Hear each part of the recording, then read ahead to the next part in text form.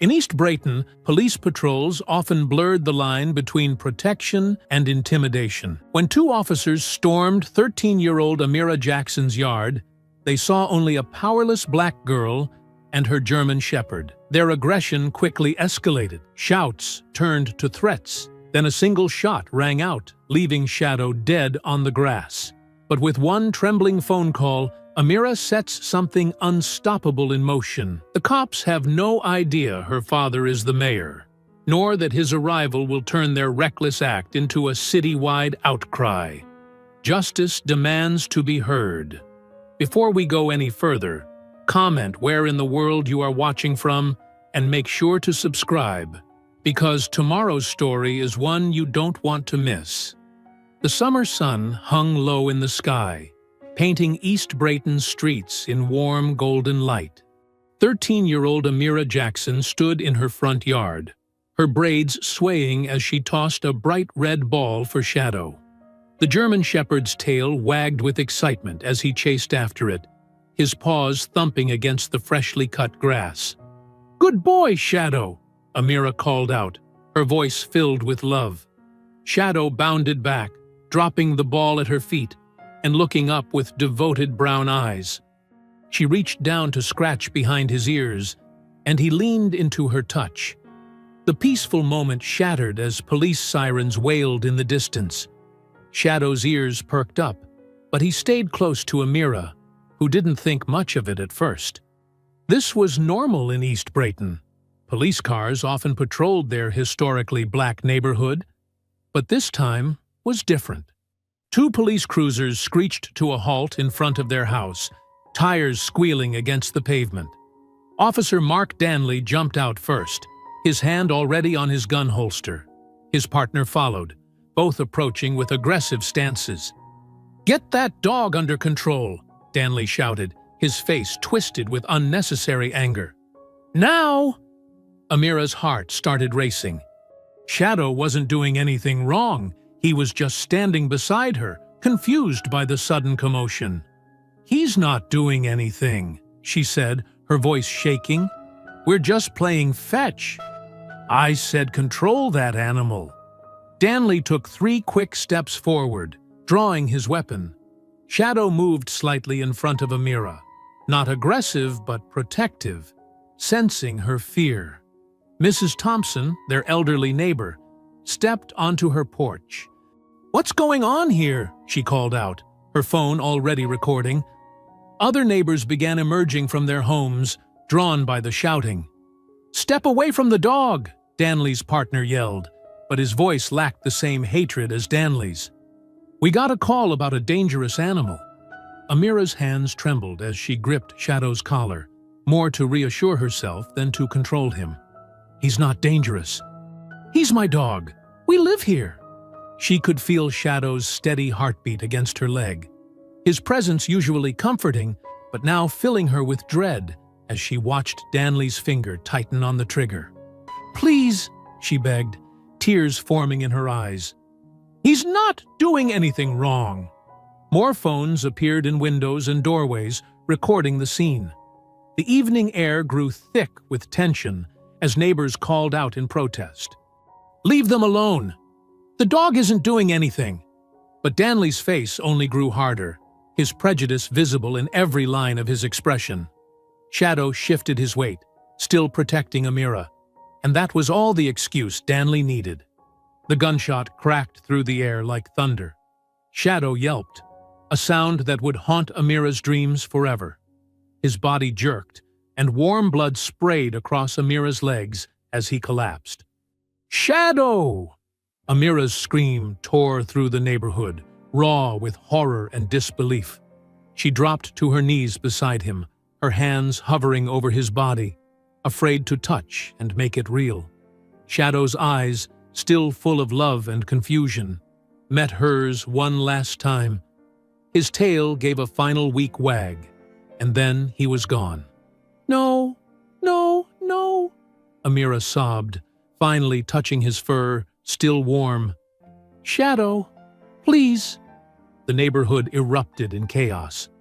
People shouted in outrage, phones captured everything, and more police cars arrived with flashing lights that painted the scene in surreal bursts of red and blue. "Get away from the animal!" Danley shouted. But Amira couldn't move, wouldn't move. Her whole world had narrowed to Shadow's still form, her tears falling onto his fur, mixing with his blood on the grass she'd played on just moments ago. "Mrs. Thompson's voice cut through the chaos. "She's just a child. What have you done?" Other officers tried to establish a perimeter, pushing neighbors back, but phones kept recording. Danley stood with his gun still drawn, trying to look justified, but failing to hide the flicker of uncertainty in his eyes as he realized whose daughter he'd just traumatized. The red ball lay forgotten in the grass, a bright spot of color against the growing darkness. Shadow's leash dangled empty from Amira's pocket, swaying in the evening breeze. "Shadow," Amira whispered, her voice breaking as she stroked his fur. Her tears fell faster now, her body shaking with sobs. The warmth of the summer evening had turned cold, and the golden sunlight that had made everything beautiful just minutes ago now felt like a cruel spotlight on her pain. Neighbors pressed closer despite police warnings, their voices rising in anger and dismay. But for Amira, the world had gone silent except for her own heartbeat and the absence of shadows. She stayed there, kneeling in the grass, her hands buried in her best friend's fur, as the last moments of their peaceful evening turned into a nightmare that would change everything. The officers grabbed Amira's arms, yanking her away from Shadow's lifeless body. Their grip was harsh and uncaring as they pulled her backward across the grass, leaving dark streaks where her shoes dragged through Shadow's blood. "Let me go!" Amira screamed, twisting against their hold. "Shadow! Please, I need to stay with him." "Stop resisting!" one officer barked, tightening his grip until it hurt. "You need to calm down right now." But Amira couldn't calm down. Her whole body shook with sobs as they forced her arms behind her back. Through tear-blurred eyes, she could still see Shadow lying motionless in the grass, his fur matted with blood. The sight made her struggle harder. "She's just a child," Mrs. Thompson shouted from behind the line of officers keeping neighbors at bay. "You're hurting her." All around them, phones recorded every moment. Angry voices called out from porches and sidewalks, but the police ignored them, forming a barrier between the crowd and where they held Amira. Officer Danley stood back, his face a mask of false authority as he barked orders at the growing crowd. "Everyone needs to disperse. This is an official police matter." The words made Amira's stomach turn. They'd killed Shadow, and now they were acting like she was the problem. Her arms ached where the officers gripped them, but she managed to twist her right hand just enough to reach toward her pocket. "Stop moving," the officer holding her right arm commanded, but Amira had already grabbed her phone. Her fingers, slick with Shadow's blood and her own tears, fumbled with the screen as she hit her father's speed dial. The phone clicked on speaker just as an officer tried to snatch it away. Amira screamed into it, her voice raw with desperation. "Daddy, help me! They killed Shadow! The police shot him! They're hurting me!" "Amira?" Her father's voice crackled through the speaker, sharp with concern. "What's happening? Where are you? Give me that phone!" An officer reached for it, but Amira jerked away, crying harder. "We're at home! Officer Danley shot Shadow. He wasn't doing anything wrong. They're grabbing me and won't let me go." Her words tumbled out between sobs. "There's so much blood, Daddy. Shadow's dead." In the background, she could hear her father shouting orders, his voice tight with controlled fury. "I'm sending security right now. Keep your phone on. I'm coming, baby.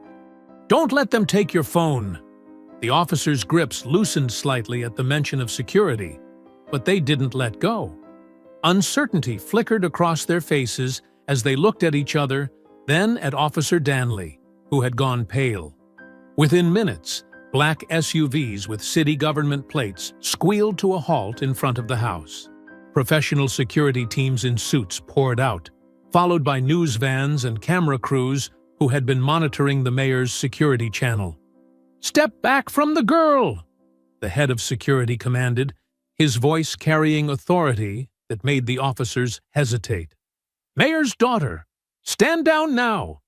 Cameras swung toward the scene as reporters rushed forward, microphones extended.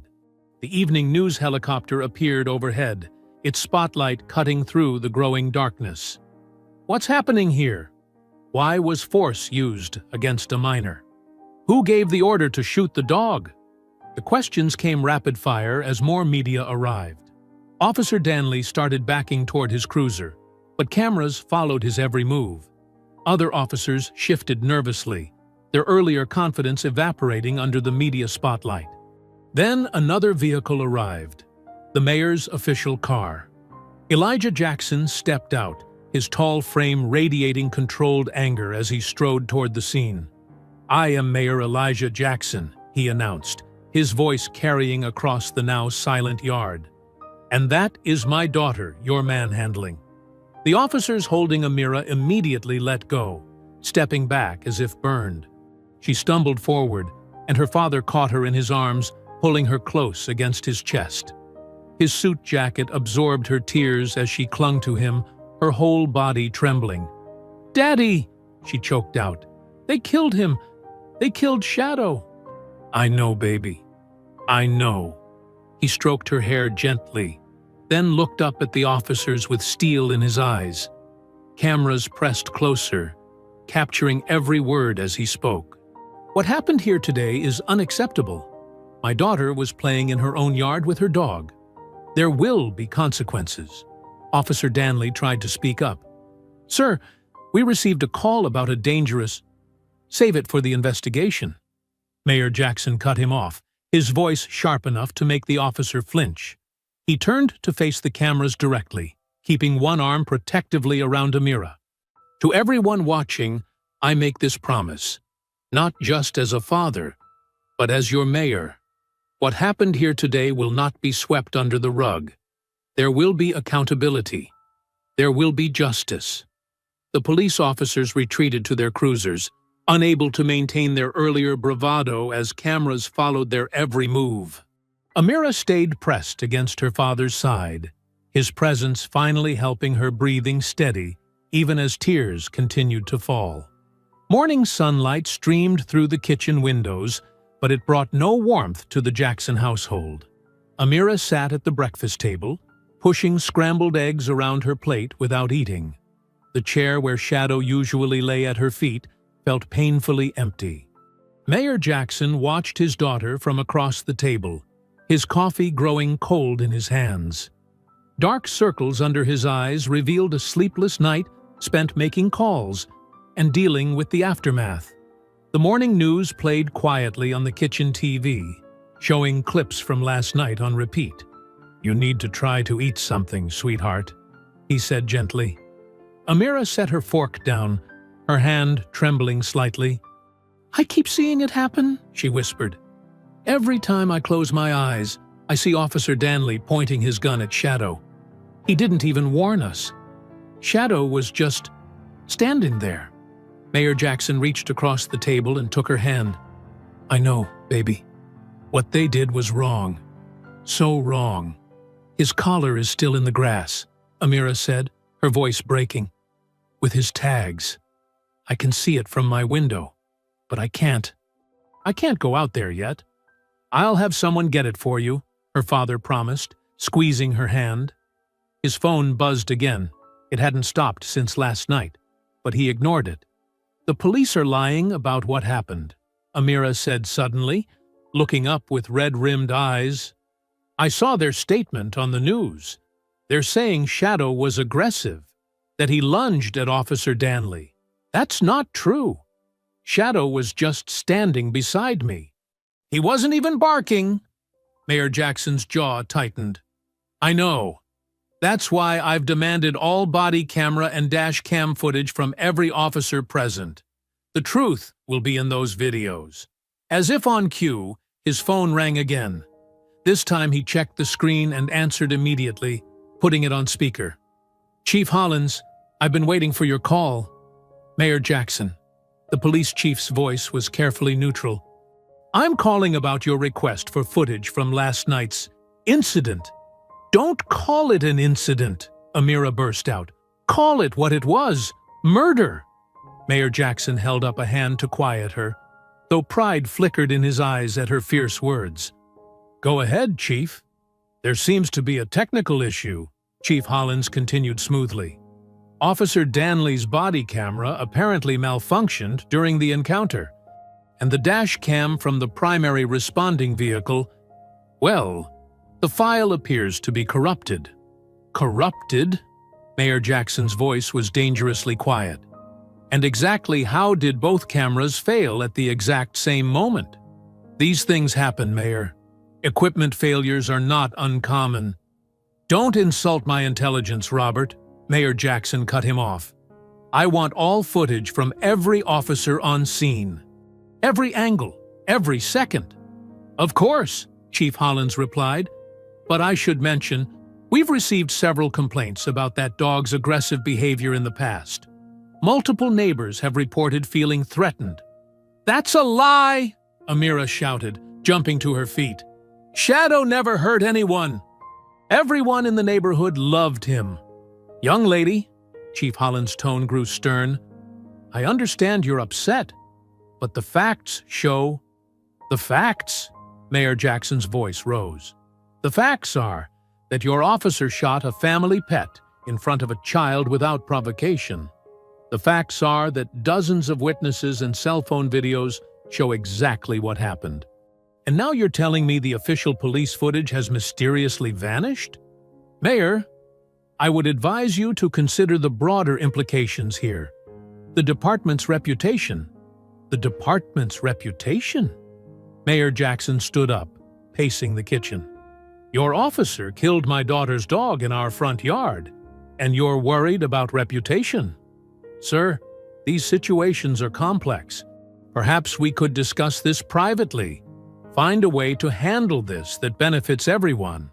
We're done here, Mayor Jackson said flatly. Expect formal requests for all footage and documentation within the hour. And Chief, if anything else mysteriously disappears, I'll have state investigators in your office by sunset.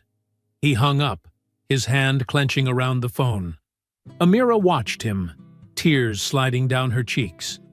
They're going to cover it up, aren't they? She asked quietly. Just like they always do. Mayor Jackson crossed to her side, kneeling down to look her in the eyes. Listen to me, Amira.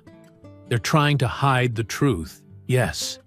They're going to make excuses and lose evidence and spread lies about Shadow. That's what corrupt people do when they're scared. But why? Amira's voice cracked. Why did they have to kill him? Why are they lying?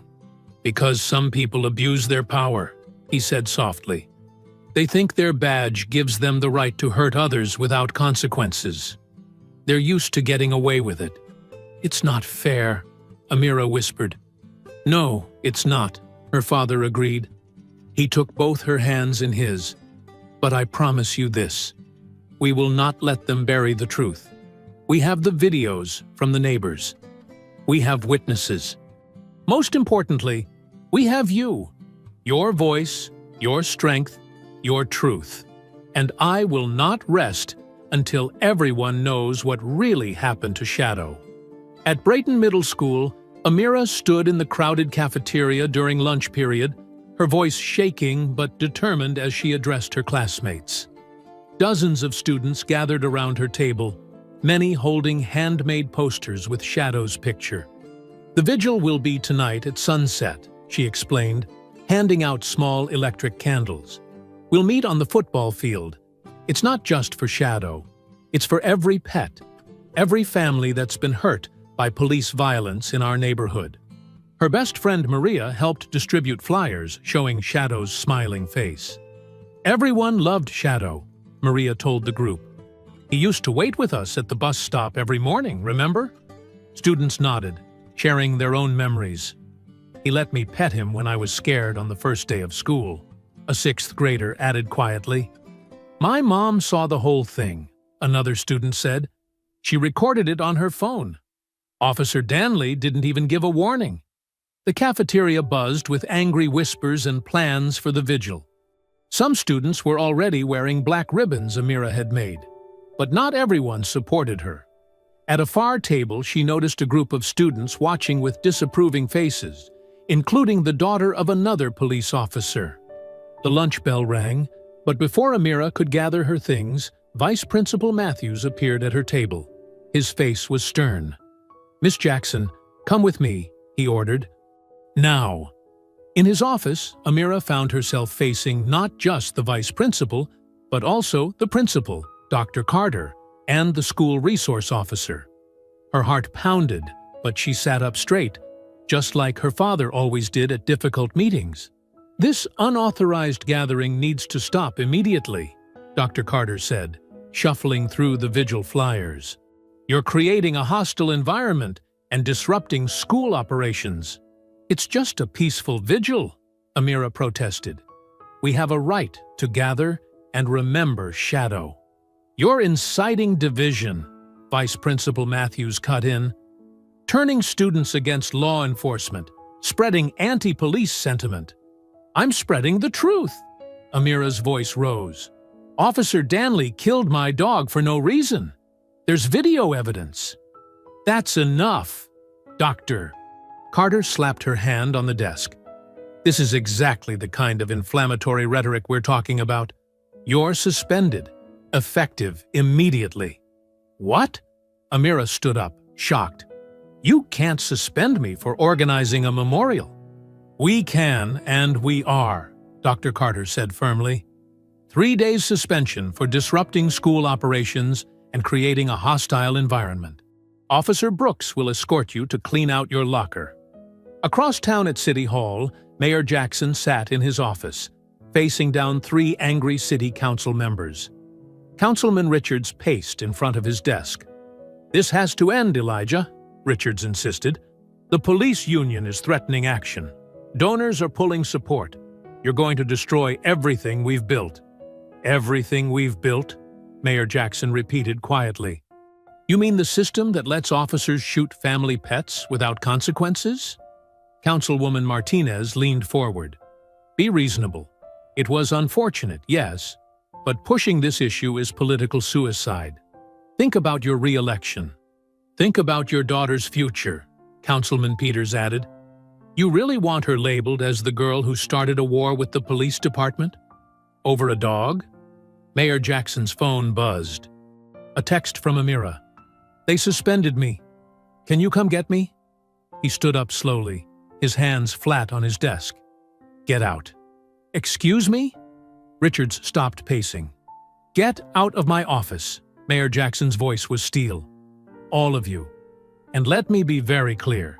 If you ever use my daughter to threaten me again, you'll regret it. You're making a mistake, Martinez warned, standing. The council votes on your initiatives next week. Your reform proposals, the community center funding, all of it. Don't throw away your agenda over this. My agenda? Mayor Jackson laughed bitterly. My agenda is justice. My agenda is making sure no other child watches their pet die in their front yard. Now get out. Later that evening, Amira sat on their living room couch, still in her school clothes, tears dried on her cheeks. Mayor Jackson joined her, setting down 2 mugs of hot chocolate. They're saying I'm causing trouble, Amira said softly, that I'm making the school look bad. But all I wanted was to remember Shadow. You're not causing trouble, her father assured her. You're standing up for what's right. There's a difference. But they're threatening you too, aren't they? I heard you on the phone. She looked up at him. They want you to stop fighting for Shadow. Mayor Jackson sighed, wrapping an arm around her shoulders. They think everyone has a price that we'll give up if they threaten our comfort, our reputation, my position. Will we? Amira's voice was small. No, he said firmly. Some things matter more than politics, more than power, more than staying comfortable. He squeezed her shoulder. Truth matters. Justice matters. Standing up for what's right matters, even if it costs you everything. Especially then, he said, because if we let them bury this truth, if we let them pretend it didn't happen, we're telling them it's okay, that they can keep hurting people, keep lying, keep covering it up. The streetlights cast long shadows across Mayor Jackson's desk as he waited in his darkened office. It was well past normal hours at City Hall, but tonight's meeting couldn't happen in daylight. At exactly 9 p.m., a sharp knock echoed through the empty corridor. "Come in," he called softly. Jada Cross entered, her press badge from 5 years ago still hanging defiantly around her neck. She looked exactly as he remembered. Determined eyes, natural hair pulled back tight, and a laptop bag that had seen better days. "Mayor Jackson," she said, remaining standing, "didn't expect to ever be invited back into this building. Please, sit." He gestured to the chair across from him. "And it's just Elijah tonight. No titles." Jada sat, but her posture remained guarded. "I saw the videos of what happened to your daughter's dog. Typical Brayton PD. Shoot first, destroy evidence later. That's why I called you." Mayor Jackson leaned forward. "You tried to expose them 5 years ago. They buried your story and got you fired." "They did more than that." Jada's voice was bitter. "They blacklisted me from every major outlet in Texas, labeled me a conspiracy theorist, destroyed my career because I dared to question the thin blue line. But you kept everything, didn't you?" Mayor Jackson's eyes met hers. "All the evidence, all the connections you uncovered?" A slight smile crossed Jada's face. "Every last bite. Been waiting for the right moment, the right ally."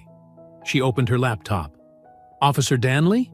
He's just the tip of the iceberg. The corruption goes all the way to the top."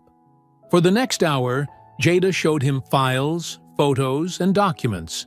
Evidence of police brutality covered up, missing evidence, suspicious deaths labeled accidents, and money flowing through shell companies connected to department leadership. "This is bigger than Shadow," Jada explained, pulling up more files. "They've been terrorizing East Brayton for years, but they finally messed up. They hurt the mayor's daughter in broad daylight, with witnesses and videos. They can't bury this one so easily." "I need your help," Mayor Jackson admitted, "but I have to warn you. They'll come after you again. They'll try to discredit you, maybe worse." Jada laughed darkly. "Let them try. I've spent 5 years building an airtight case. This time, I'm ready for them." She closed her laptop. "But we need to be smart, strategic. We need to control the narrative before they do." "My daughter's already working on that." Mayor Jackson smiled slightly. "She wants to start a video blog. Tell her story directly to the public." "Smart girl," Jada nodded approvingly. "The youth listen to their own, but she'll need protection. They'll try to silence her too." "I know." His face darkened. "They already suspended her from school." "Then we work fast." Jada stood, extending her hand. "I'll start digging deeper into Danley's history. You keep the political pressure on, and let your daughter tell her truth. Between the three of us, we'll crack this wide open." Back at the Jackson home, Amira sat cross-legged on her bed, surrounded by art supplies. She carefully finished the logo for her vlog, a black and white sketch of Shadow with the words, "Shadow's Justice," in bold letters beneath. Her phone was propped up on a stack of books, ready to record. She took a deep breath, checking her appearance one last time. Her natural hair was styled perfectly, and she wore Shadow's collar around her wrist like a bracelet. The wall behind her displayed photos of Shadow, playing in the yard, sleeping on the couch, sitting proudly in his graduation bandana from puppy training class. "Ready," she whispered to herself, pressing record. "Hi, I'm Amira Jackson, and this is Shadow's Justice. 5 days ago, My best friend was murdered by police in our front yard. His name was Shadow, and he was the gentlest German shepherd you'd ever meet." Her voice grew stronger as she spoke, sharing memories of Shadow, how he'd wait with her at the bus stop, how he'd bring her toys when she was sad, how he'd learned to give high fives to everyone he met. "Officer Danley didn't see that Shadow, though," she continued. "He saw what he wanted to see. A threat. A reason to pull his gun. He didn't warn us. Didn't give Shadow a chance. Didn't care that he was killing a child's pet in front of her eyes." She held up her phone, showing the videos her neighbors had taken. "They say his body camera wasn't working. They say another officer's dashcam footage disappeared. They say Shadow was dangerous. But we have the truth right here, and I'm not going to let them bury it." Amira's hands shook slightly, but her voice remained clear. "This channel isn't just about Shadow. It's about every pet, every person who's been hurt by police who abuse their power. It's about standing up and saying no more. No more cover-ups. No more lies. No more killing innocent beings because of fear or hate." She touched Shadow's collar on her wrist. "I'm 13 years old. They think they can silence me. They already suspended me from school for organizing a vigil. But I'm not going anywhere. Shadow's justice starts now." After reviewing the footage, Amira carefully edited it, adding photos and clips.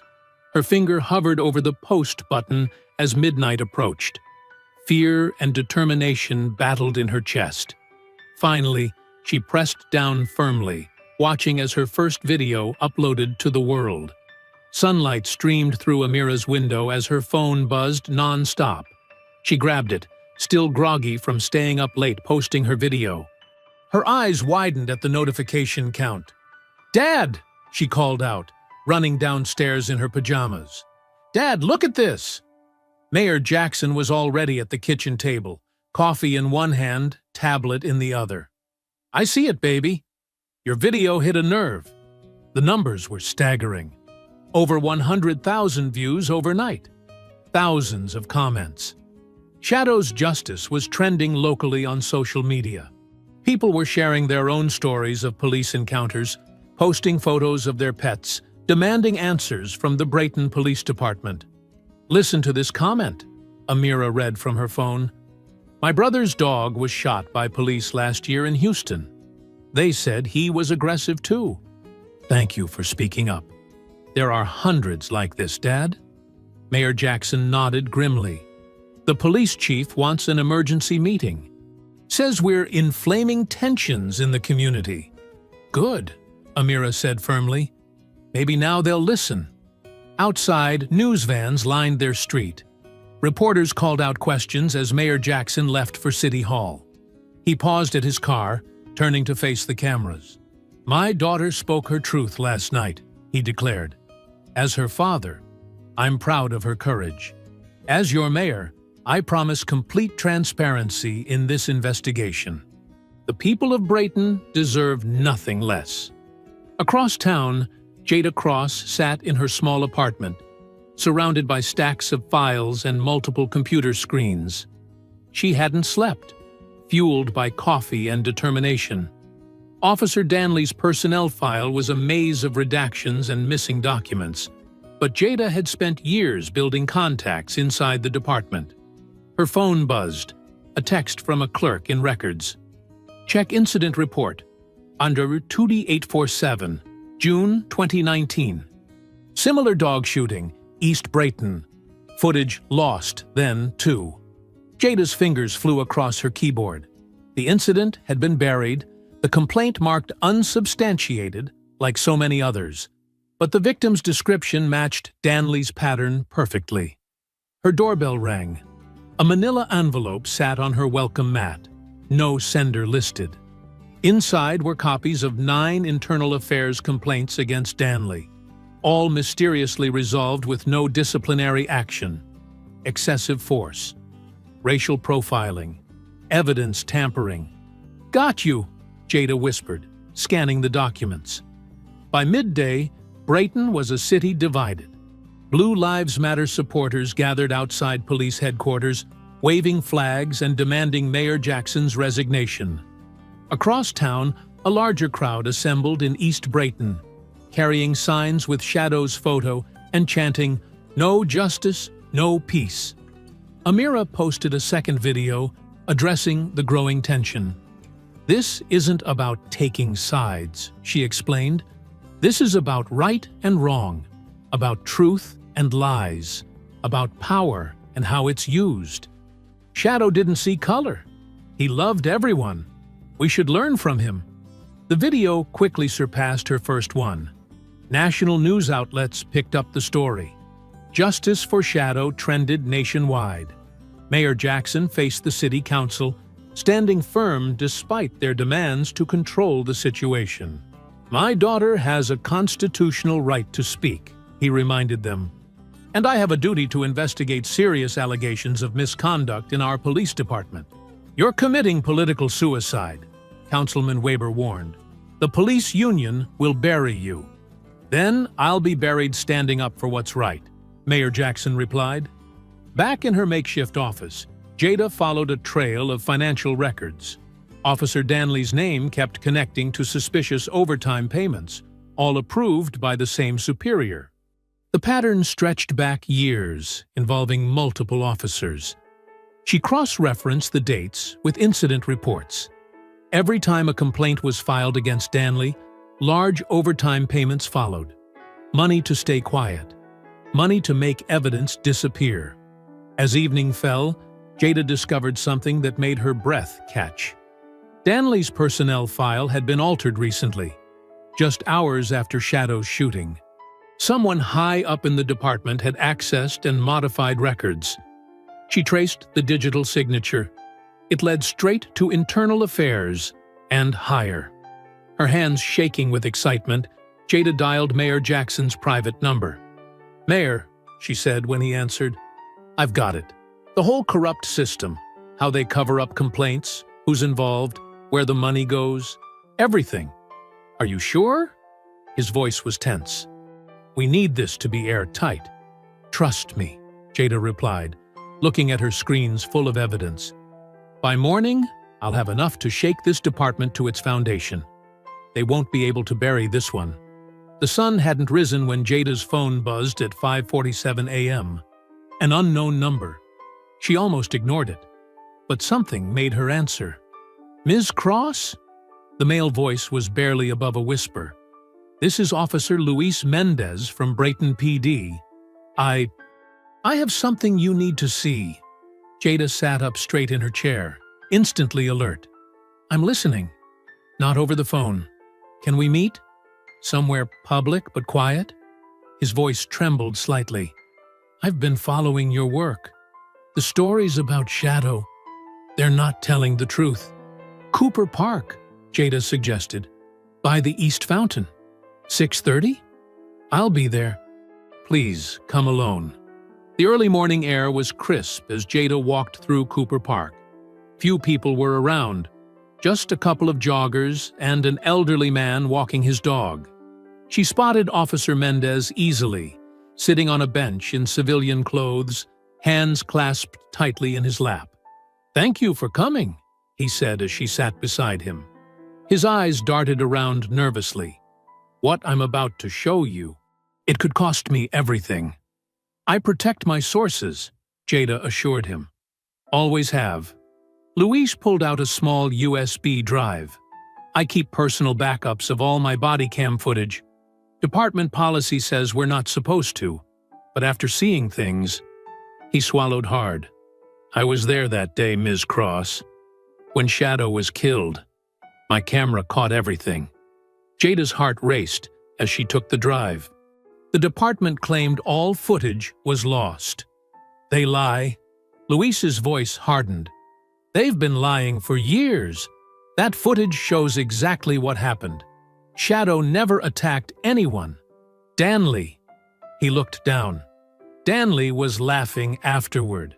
Said it would teach that uppity family a lesson. Why come forward now?" "Because I can't sleep anymore." Luis rubbed his face. Every night I see that girl's face, hear her screams. I became a cop to help people, not—" He trailed off. There's more on that drive. Conversations in the locker room, meetings where they planned how to cover it up, evidence room footage of them tampering with records. Jada carefully tucked the drive into her jacket pocket. This is incredibly brave of you. I'm not brave. Luis shook his head. I'm terrified. But that girl, Amira, she's braver than all of us. Standing up, telling the truth. Maybe it's time we all did the same. They parted ways carefully, leaving separately. Jada drove straight to her office, hands shaking as she plugged in the drive. The footage was crystal clear. Shadow, wagging his tail. Amira throwing a ball. Then Danley's aggressive approach, gun already drawn. No warning, no threat, just the sudden crack of the shot. And afterward, the officers huddled together, Danley's voice clear. These people need to learn their place. One dead mutt at a time. Jada called Mayor Jackson immediately. Within 20 minutes, he arrived at her office, watching the footage with tears in his eyes. My baby girl, he whispered. She told the truth. Every word. There's hours more, Jada said. Meetings where they planned the cover-up. Danley bragging about other incidents. The whole corrupt system exposed. Mayor Jackson gripped the edge of her desk. This changes everything. They can't deny this. We need to protect Officer Mendez, Jada insisted. Once this gets out, I'll make some calls. The mayor nodded. Federal witness protection if necessary. He's risking everything to do the right thing. They spent the next hour reviewing more footage, documenting everything.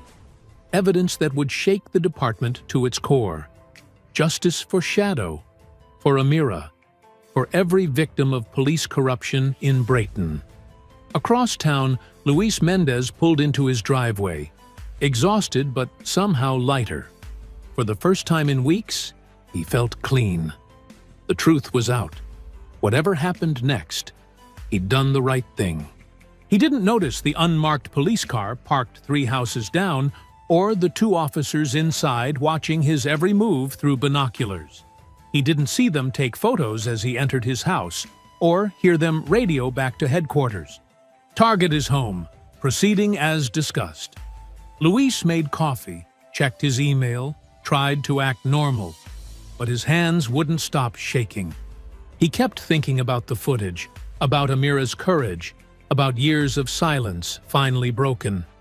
Looking out his kitchen window at the rising sun, he whispered a quiet prayer for protection, unaware that dark forces were already moving against him. Mayor Jackson's phone rang at 4:38 a.m. His heart dropped when he saw the police chief's number. Mr. Mayor? Chief Roberts' voice was oddly formal. There's been an incident. Officer Luis Mendez was found deceased in his home about an hour ago. Initial evidence suggests suicide. The mayor's hands went cold. Suicide? That's impossible. A note was found. Roberts cut in. He'd been struggling with depression, apparently. Very tragic. Elijah knew it was a lie. He'd seen Luis just yesterday, a man determined to expose the truth, not end his life. He hung up without responding and immediately called Jada. No answer. His phone buzzed with a text from an unknown number. Check the morning news. Turning on the TV, his stomach churned. Breaking news banner. Local journalist arrested for cybercrimes. The footage showed Jada being led out of her apartment in handcuffs, face grim but defiant. Dad? Amira stood in the doorway, still in her pajamas. What's happening? Before he could answer, his phone rang again. City Manager Thompson, his voice dripping with fake concern. Elijah, we need to talk. My office, 1 hour. The city manager's office was cold despite the morning heat. Thompson sat behind his massive desk, flanked by 2 council members and the city attorney. This is a courtesy meeting, Thompson began, sliding a folder across the desk. We're giving you a chance to resign gracefully. Mayor Jackson didn't touch the folder. And if I refuse? Thompson clicked a remote. A video played on the wall screen. Grainy footage showing someone who looked like Amira spray painting police cars. Amazing what technology can do these days. Of course, this footage is clearly fake, but the public might not see it that way. You're threatening my daughter? Elijah's voice was deadly quiet. We're offering you a dignified exit, Councilwoman Peters said smoothly. Full pension, glowing recommendations. The alternative could be messy.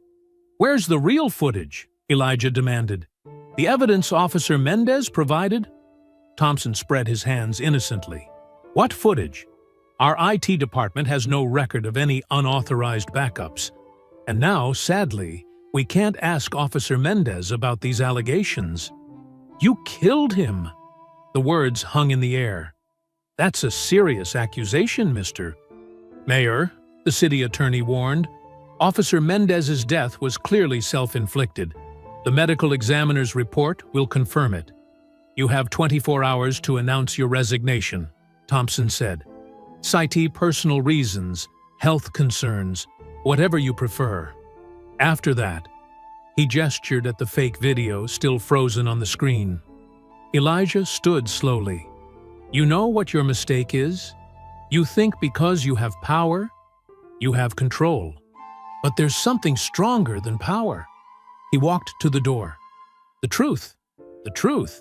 Thompson laughed. Look around, Elijah. Your whistleblower is dead. Your journalist friend is in jail. The evidence is gone. What truth can you possibly prove? My daughter's truth, Elijah said quietly. The truth millions have already seen in her videos. The truth in the eyes of every person who watched her dog die. You can't erase that. Don't be stupid, Elijah, Councilwoman Peters snapped. Think about your daughter's future. I am. He opened the door. That's why I'm not backing down. At home, Amira was waiting. Her eyes were red but fierce. They killed Officer Mendez, didn't they? And they took Ms. Cross away? Elijah sat beside her on the couch. Yes, baby. They're trying to scare us into being quiet. Are you going to resign? No. He took her hand. You know why? Because you taught me something important. When Shadow died, you didn't hide. You didn't stay quiet. You stood up and told your truth, no matter how hard they tried to silence you. Tears rolled down Amira's cheeks. I'm scared, Dad. For you, for Ms. Cross, for all of us. Being brave doesn't mean not being scared, he said softly. It means doing what's right, even when you're terrified. Officer Mendez was brave. Ms. Cross is brave. And you, my beautiful daughter, are the bravest of all. What do we do now? Elijah pulled her close. We keep fighting. We honor Officer Mendez's sacrifice by making sure the truth he died for comes to light. We get Ms. Cross out of jail. And we show this city that justice can't be buried, no matter how deep they try to dig the hole. Like Shadow, Amira whispered. He always kept fighting, no matter what. Exactly like Shadow. Elijah kissed her forehead. They think killing one man and locking up another will end this. But they don't understand. Every person they try to silence only makes our voices stronger. Outside, news vans were already gathering. Phones were ringing. The storm was building. But in that moment, father and daughter sat together, drawing strength from each other, ready to face whatever came next. The evening sun cast long shadows across the community center wall where Shadow's mural had stood proud for the past week. Amira stopped dead in her tracks, her phone slipping from nerveless fingers. The beautiful portrait of Shadow, painted by local artists who'd been moved by her story, was now unrecognizable. Thick black paint had been sprayed across Shadow's face. Cruel words covered the wall. Lying brat and Blue Lives Matter stood out in angry red letters. No! No! No! Amira's voice cracked as she stumbled forward. Her trembling hands reached out to touch the still wet paint. Someone had done this recently. Very recently. Mrs. Washington, her elderly neighbor who'd been walking her own dog, hurried over. "Oh, baby girl. I'm so sorry. I just passed by here an hour ago and it was fine then." Amira's fingers came away black and red. Her vision blurred with tears, but she forced herself to take out her phone again. With shaking hands, she started recording. "This..." Her voice broke. She cleared her throat and started again. "This is what they do when the truth scares them. They try to cover it up. They try to make us ugly." The camera panned across the defaced mural. "But they don't understand. Every time they do something like this, they just prove why we need to keep fighting." Tears streamed down her face, but her voice grew stronger. "They killed Officer Mendez because he was brave enough to tell the truth. They arrested Ms. Cross because she wouldn't stay quiet. Now they're trying to erase Shadow again." She turned the camera on herself, not bothering to wipe away her tears. "But just like that day in my front yard, people are watching. People know the truth." Mrs. Washington stepped into frame, putting an arm around Amira's shoulders. Other neighbors began gathering, their faces angry and concerned. "We're not alone," Amira continued, "and we're not afraid. Shadow taught me that love is stronger than fear. Officer Mendez knew that truth is stronger than lies. So go ahead, paint over our words. Lock up our allies. Try to scare us into silence. But we're still here. We're still standing. And we're not going anywhere." She ended the recording and collapsed into Mrs. Washington's embrace, finally letting herself sob properly. Within minutes, community members were already bringing cleaning supplies, discussing plans to restore the mural, making it even bigger and better. Across town, in a quiet booth at the back of a small diner, Mayor Elijah Jackson sat across from Angela Torres, a federal civil rights attorney known for taking on police corruption cases. "They're escalating," Torres said, reviewing the day's events on her tablet. "Officer Mendez's death, Jada's arrest, the threats against you and Amira. They're desperate. Which means they're dangerous," Elijah added, his coffee growing cold and forgotten. "But also vulnerable," Torres pointed out. "Desperate people make mistakes. The question is, are you ready for what comes next? Because once we file federal charges, there's no going back. They'll come at you with everything they have." Elijah's phone buzzed. A text from Mrs. Washington, with a video link to Amira's latest post about the mural. He watched it silently, his heart swelling with pride and aching with worry. "They're already coming at us with everything," he said finally. "My daughter lost her dog. Then she lost her sense of safety. Now they're trying to take her voice. Officer Mendez lost his life. Jada lost her freedom. What else can they take?" "Your career," Torres reminded him. "Your reputation. Your—" "My soul?" Elijah interrupted. "Because that's what staying quiet would cost me. What kind of father would I be if I taught my daughter that comfort is more important than justice?" Torres nodded slowly. "I'll file the paperwork tonight. But we need to move fast. Every hour Jada spends in jail is another hour they have to destroy evidence." "Do it," Elijah said firmly. "And make it loud. I want press releases, press conferences, the works. No more shadows, no more quiet meetings. It's time to bring everything into the light." When Elijah got home, he found Amira sitting on Shadow's old bed in the corner of her room, holding his worn leather collar. "I saw your video," he said softly, sitting beside her. "They're never going to stop, are they?" she asked, running her fingers over Shadow's name tag.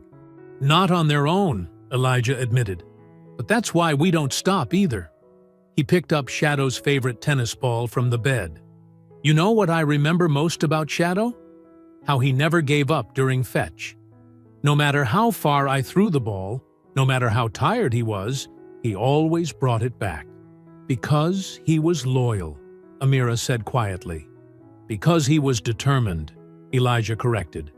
Just like you. Just like Officer Mendez. Just like Ms. Cross. They can paint over walls. They can make up lies. They can try to scare us away. But we keep coming back. We keep bringing the truth back, no matter how far they try to throw it away. Amira leaned against her father's shoulder. I miss him so much, Dad. I know, baby. He wrapped his arm around her. But you're honoring him every day. Every time you speak up, every time you stand strong, you're showing the world exactly who Shadow protected, exactly who they tried to silence, and exactly who they failed to stop. The morning sun had barely cleared the horizon when the steps of City Hall began filling with reporters. Mayor Elijah Jackson stood at the podium, his face set with determination. Camera shutters clicked rapidly as he adjusted the microphone. Good morning, he began, his voice steady and clear. Today, I'm announcing that the United States Department of Justice will be launching a full investigation into the Brayton Police Department, specifically regarding the shooting of Shadow Jackson and the subsequent death of Officer Luis Mendez. Murmurs rippled through the crowd. Elijah held up a thick folder. I have here documented evidence of systematic corruption within our police department. Evidence tampering, witness intimidation, false arrests, and now, what appears to be a cover-up of a potential murder of a whistleblower officer. In the crowd, Amira watched her father with pride, standing between Mrs. Washington and several other community members who'd come to show support. The arrest of journalist Jada Cross was a desperate attempt to silence the truth, Elijah continued. But that ends today. Ms. Cross has been released, and all charges have been dropped. As if on cue, Jada herself emerged from the courthouse across the street, surrounded by cheering supporters. She walked straight to the crowd of reporters, her head held high. Furthermore, Elijah's voice grew stronger, we've received assistance from Marcus Chen, a digital forensics expert who has successfully recovered the deleted body cam footage from Officer Danley's equipment. The young tech activist stepped forward, laptop in hand. He connected it to the outdoor display screen, and suddenly everyone could see the truth. The recovered footage played clearly. Shadow, wagging his tail, not lunging. Officer Danley, drawing his weapon without provocation. The horrific shot. The aftermath. "Oh, God!" someone in the crowd gasped. Amira closed her eyes, unable to watch. Mrs. Washington squeezed her hand tightly. The footage continued, showing Officer Danley later in the police station, laughing with other officers. "Had to shut that kid up somehow," his voice rang out clearly. "These people need to learn their place." Elijah let the footage speak for itself before continuing. This isn't just about one dog, or one officer, or one family. This is about a system that believes it can operate above the law, that believes it can silence voices of protest through violence and intimidation. Jada made her way to the podium, and Elijah stepped aside to let her speak. Her time in jail had left dark circles under her eyes, but her voice was strong. "For years, I've investigated corruption in Brayton PD," she said. "They took my job, threatened my family, and finally tried to lock me up. But thanks to the incredible public support and the thousands of people who demanded my release, I'm standing here today with proof." She held up a USB drive. "This contains every article I was working on when they fired me. Every piece of evidence I've gathered since. And now, thanks to Marcus's recovery of the deleted files, we have the complete picture. It will all be published online by noon today." The crowd erupted in cheers. Reporters shouted questions, but Elijah raised his hands for silence. "Tomorrow at noon, we're holding a public rally right here on these steps," he announced. "We're calling it Shadow's Justice March, because sometimes it takes the death of an innocent to expose the guilt of the powerful." After the press conference, Amira found herself in her father's office with Jada and Marcus. The young tech expert was showing them more recovered footage on his laptop. "They tried to wipe everything," Marcus explained, pushing his glasses up his nose. "But they didn't know about the cloud backup system." Officer Mendez was smart. He created hidden copies before they got to him. "Will it be enough?" Amira asked quietly. Jada nodded firmly. "More than enough. The federal investigators are already going through everything. And tomorrow, at the rally, we're going to make sure everyone knows the truth." "Speaking of the rally," Elijah said, turning to Amira, "they want you to speak, but only if you feel ready." Amira thought about Shadow's mural, about Officer Mendez, about all the people who'd stood up and fought back. "I'm ready," she said. Shadow's voice was silenced. "But mine won't be." That night in her bedroom, Amira sat at her desk working on her speech. Shadow's collar lay beside her notebook, his tags catching the lamplight. She'd been writing and rewriting for hours, wanting every word to be perfect. "They thought they could scare us into silence," she practiced aloud.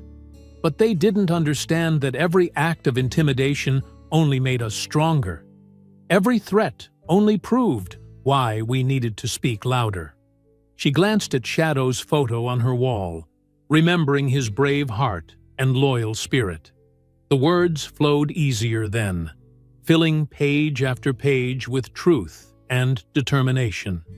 The house was quiet, her father long since asleep, but Amira kept working. Tomorrow would be more than just a rally. It would be a reckoning, and she would be ready. The summer sun beat down on City Hall Plaza as thousands of people packed the space, shoulder to shoulder. Hand-painted signs bobbed above the crowd. "Justice for Shadow. End police violence. Truth can't be killed." The energy was electric, a mix of anger and hope that charged the air. Amira stood backstage with her father, peeking through the curtain at the massive crowd.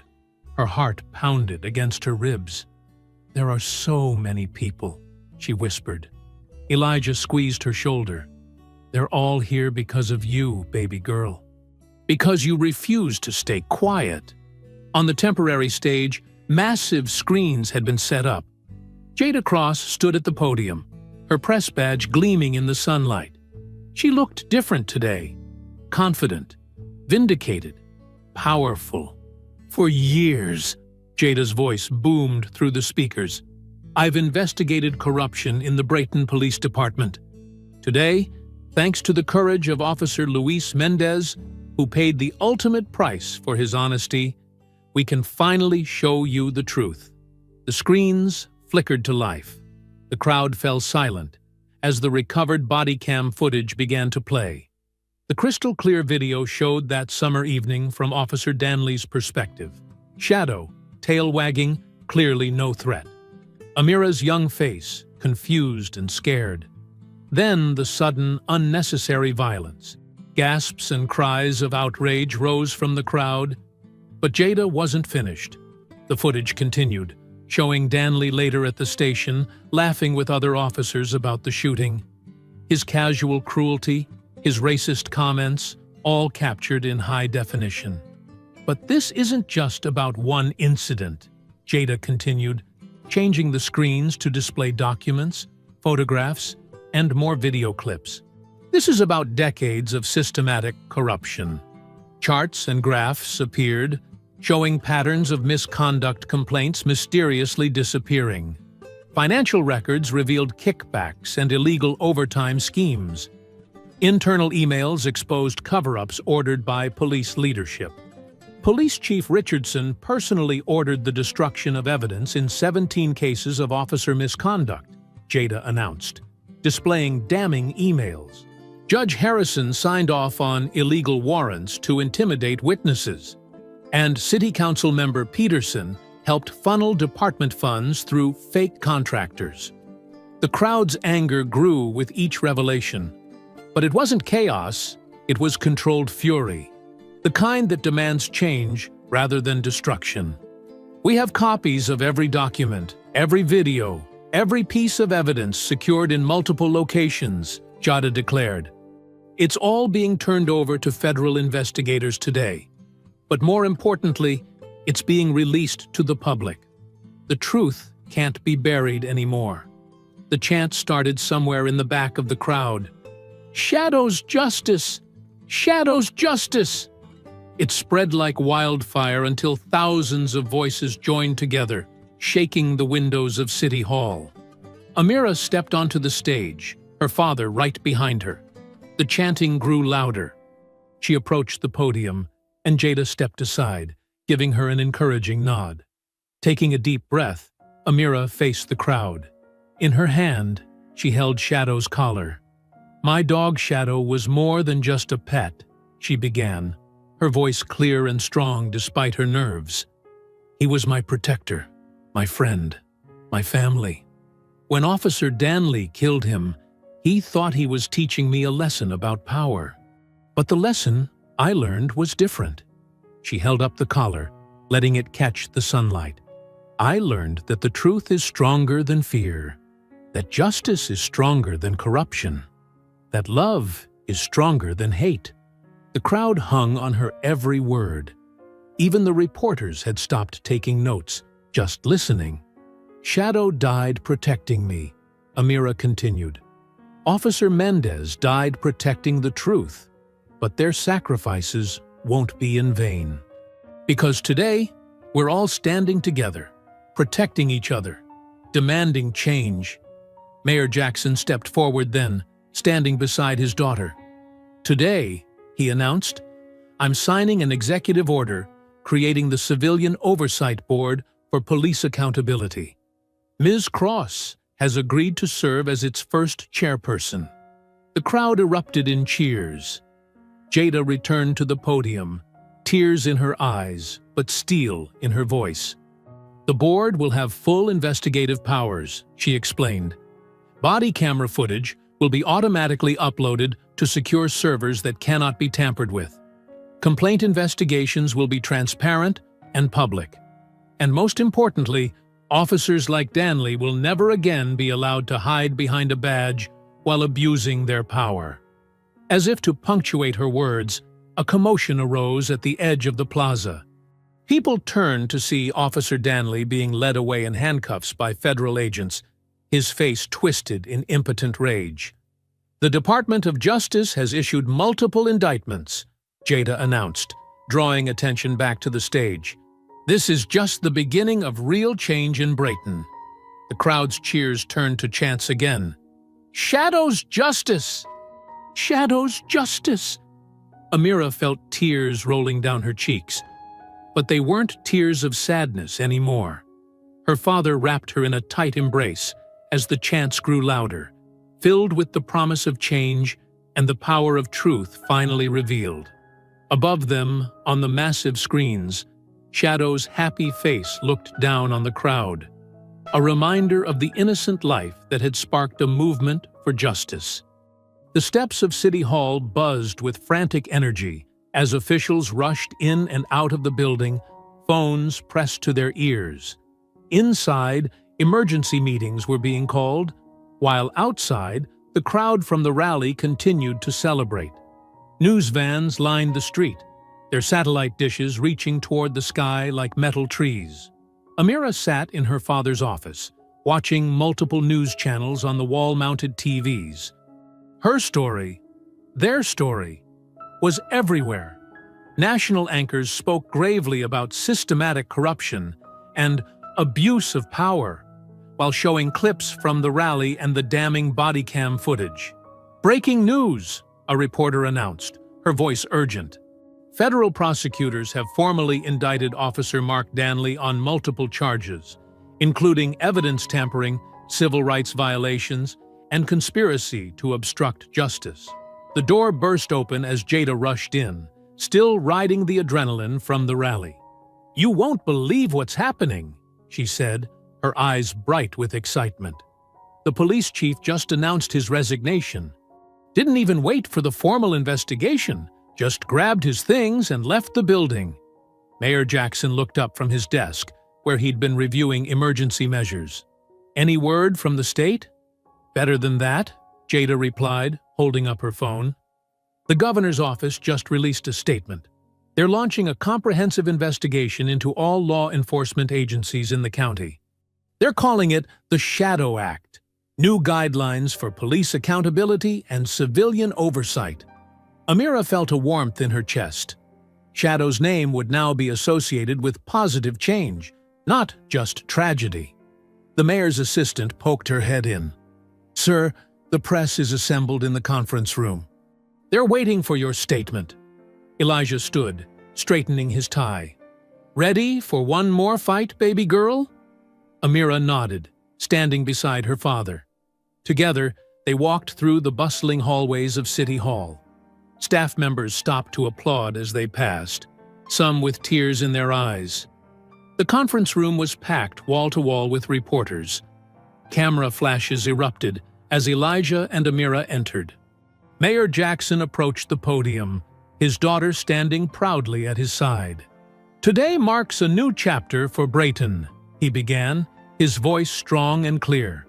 "The corruption that has plagued our police department for decades has finally been exposed, thanks to the courage of my daughter, the dedication of journalist Jada Cross, and the sacrifice of Officer Luis Mendez."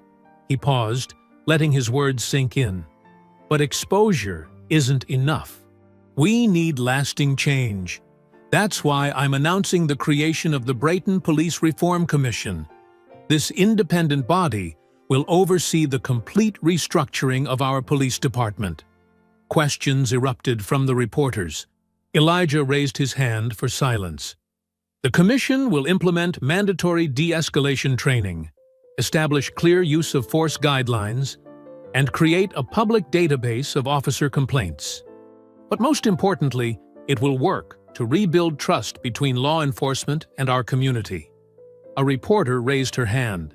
"Mayor Jackson, what do you say to those who claim this is political revenge?" Amira stepped forward before her father could answer. "This isn't about revenge," she said firmly. "This is about making sure no other child has to watch their dog die for no reason. No other family has to lose a loved one because someone with a badge thought they were above the law." Her words silenced the room. Even the veteran reporters looked moved. "My daughter is right," Elijah continued. "This isn't about revenge, it's about justice. And justice isn't political. It's human." More questions followed, but the mayor handled them with calm authority. Yes, federal investigators would have full access to department records. Yes, other officers implicated in corruption would face consequences. Yes, the Civilian Oversight Board would have real power, not just advisory status. As the press conference wound down, Elijah's phone buzzed with a text from the district attorney. "Danley in custody, no bail. Trial date being set." Outside the conference room, city council members who had once pressured Elijah to stay quiet now rushed to align themselves with the reform movement. The same officials who had threatened his career were suddenly eager to be photographed shaking his hand. Hours passed in a blur of meetings, calls, and interviews. The sun had set by the time Elijah and Amira finally headed home, both exhausted but satisfied. In the car, Amira leaned against her father's shoulder. "Do you think Shadow would be proud?" she asked softly. "Baby girl, Shadow was always proud of you," Elijah replied, hugging her close. "And so am I. You didn't just fight for justice. You showed everyone how to fight for what's right." They drove through the streets of Brayton, passing groups of people still celebrating. Some held candles, others carried signs from the rally. The city felt different somehow, lighter, as if a heavy weight had finally been lifted. At home, they found delivery food waiting, ordered by Elijah's staff, who knew they'd be too tired to cook. Father and daughter sat together in the kitchen, sharing quiet smiles between bites. "Tomorrow's going to be another busy day," Elijah said, checking his phone. "The Reform Commission needs to be set up, and there's already talk of other cities wanting to adopt our oversight model." Amira nodded, but her mind was already drifting to her own plans. Her vlog had millions of subscribers now, all eager to help fight for justice in their own communities. Shadow's story had become something bigger than she'd ever imagined. 2 weeks passed in a whirlwind of activity and change. The morning sun cast long shadows across the steps of City Hall as crowds gathered for the official launch of the Brayton Civilian Justice Board. Banners fluttered in the breeze, and the atmosphere hummed with optimism. Amira stood beside her father at the podium, wearing a navy blue dress that made her look older than her 13 years. The past weeks had changed her. There was a new confidence in her posture, a quiet strength that came from fighting and winning. Mayor Jackson addressed the assembled crowd, his voice carrying across the plaza. "Today, we take another step toward real change in Brayton. The Civilian Justice Board isn't just another committee.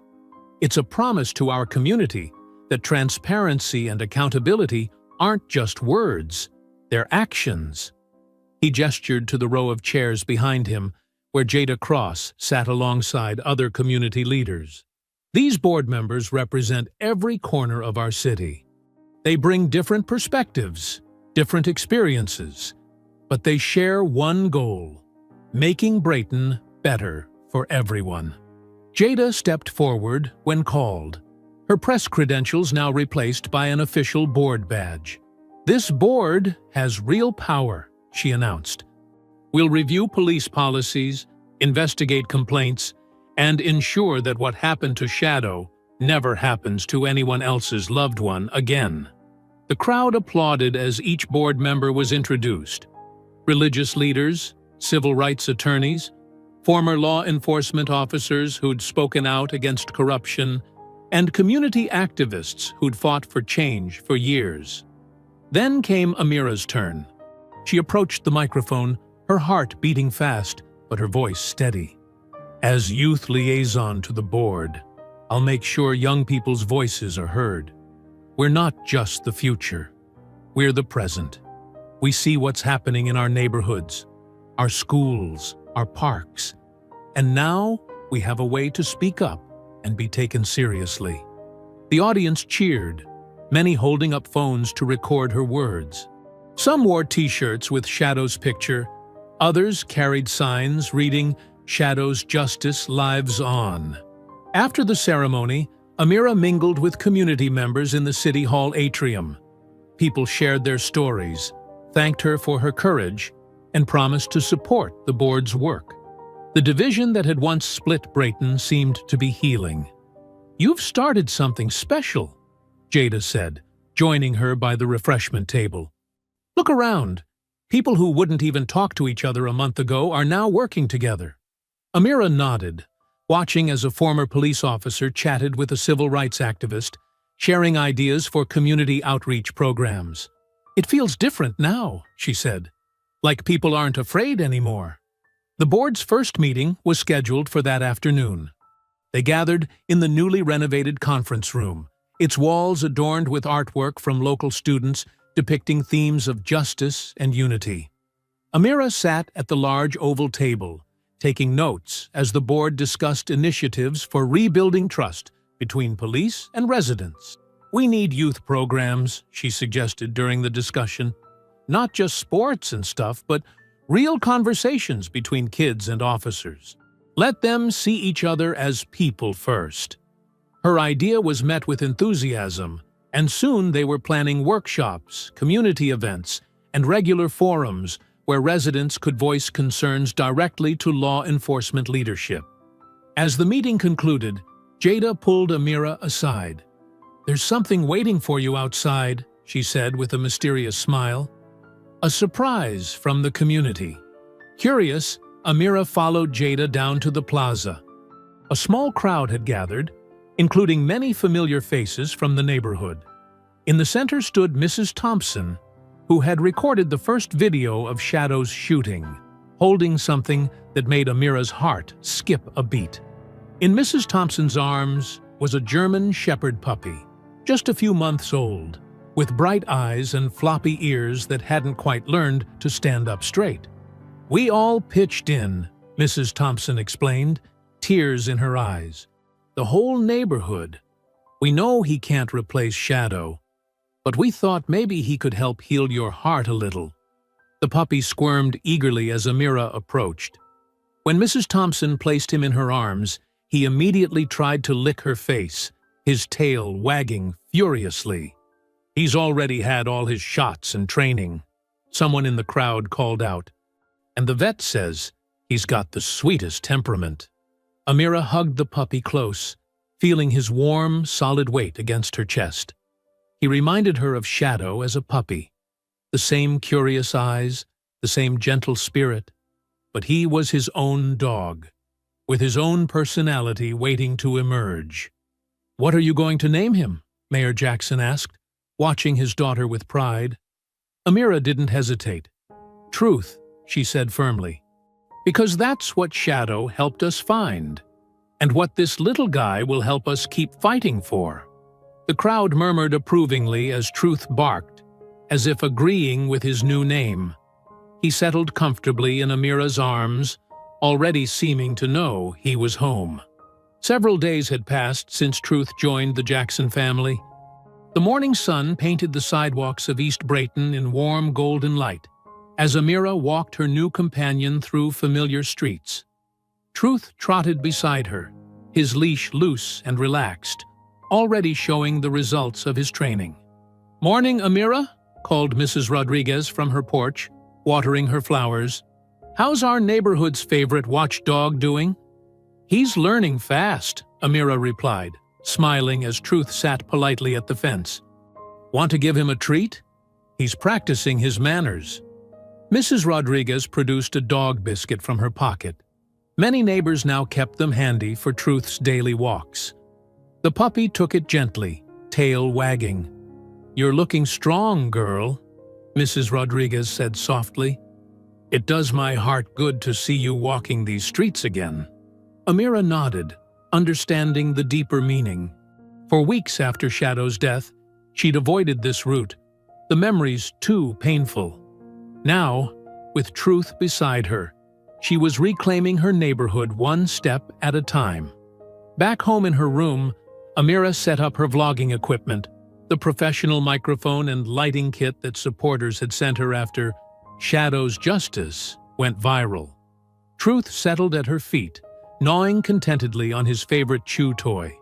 "Hey everyone," she began, her voice clear and confident. "Today's vlog is different.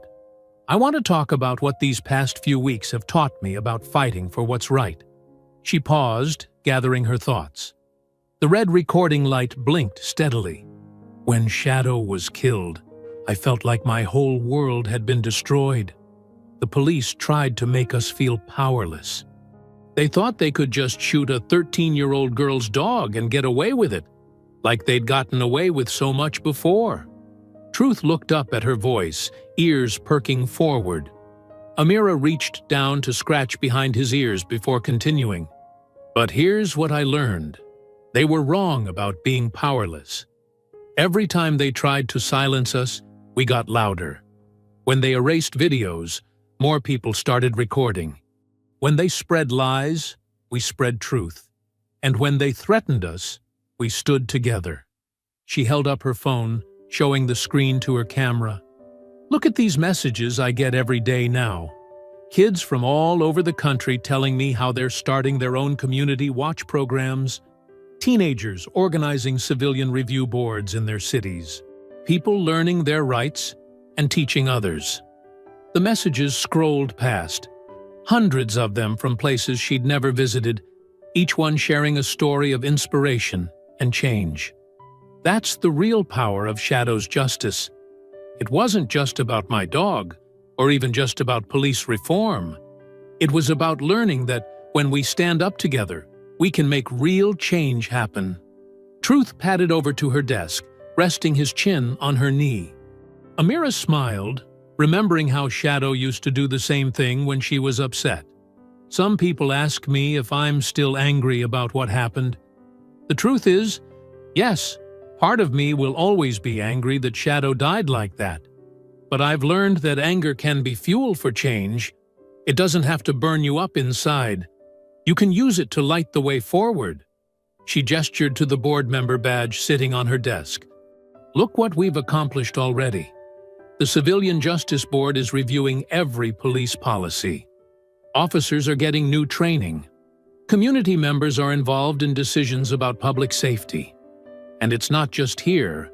Other cities are using Brayton as a model for their own reforms. Truth barked softly, making Amira laugh. Even Truth here is part of the change. He's not just my pet. He's a symbol of healing for our whole neighborhood. People stop us on our walks to share their stories, to talk about their hopes for the community. He's helping build bridges, one paw at a time. She leaned forward slightly, her expression serious but hopeful.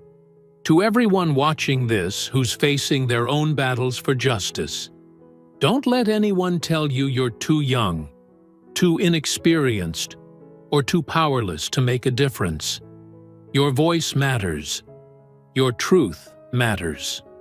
And when you stand up for what's right, you'll find you're never standing alone. Truth had flopped onto his back now, paws waving in the air, completely at ease. Amira couldn't help but smile at his antics. Someone wise told me that justice isn't just about punishing wrong, it's about making things right. That's what we're doing here in Brayton. We're not just looking back at what happened to Shadow. We're looking forward, building something better for everyone. She reached down to rub Truth's belly, her voice growing softer but no less determined. Every morning when I walk Truth through our neighborhood, I see the changes. I see former enemies becoming friends. I see people who used to look away now looking out for each other. I see hope growing where fear used to live. Truth rolled over and sat up, placing his paw on her knee as if emphasizing her words. Amira scratched under his chin, feeling the steady beat of his heart against her hand. So keep fighting your battles, whatever they may be. Keep speaking your truth. Keep believing in justice. Because change is possible. I'm living proof of that. And, together, we can make sure that Shadow's justice continues to grow and spread, making our world a little bit better, one community at a time. I hope you enjoyed that story. Please share it with your friends and subscribe so that you do not miss out on the next one.